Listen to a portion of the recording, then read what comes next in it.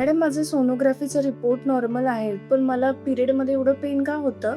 हे बघ, सोनोग्राफीचा report normal आहे म्हणजे प्रत्येक वेळेला तुला आजार नसेलच असं नसतं. कित्येक वेळेला असं पण होतं ग की घरच्यांना वाटतं ही नाटकच करते, सोनोग्राफी सगळी मस्त आहे.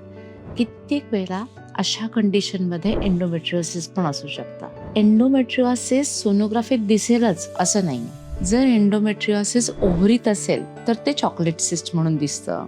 एंडोमेट्रिओसिसमुळे आतमध्ये खूप गडबड झाली असेल तर ते नोड्युल्स वगैरे दिसू शकतात. पण एंडोमेट्रिओसिसला जस्ट सुरुवात झाली असेल किंवा लिगमेंट्स वरती असेल, आतड्यांवरती असेल, नर्व जर म्हणजे नसांवरती असेल तर ते दिसतंच असं नाही. पण अशा वेळेला त्याचे सिम्पटम्स खूप जास्त असतात आणि त्यामुळे जर सोनोग्राफी ते दिसत नसेल आणि प्रचंड वेदना पिरियडच्या वेळेला होत असतील किंवा संबंधाच्या वेळेला वेदना होत असतील तर एंडोमेट्रिओसिस असण्याची शक्यता आहे.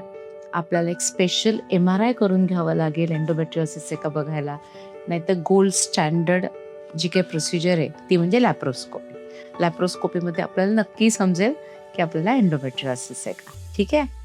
जर ह्या वेदना सहन होत नसतील तर नक्की आपण लॅप्रोस्कोपी प्लॅन करू शकतो.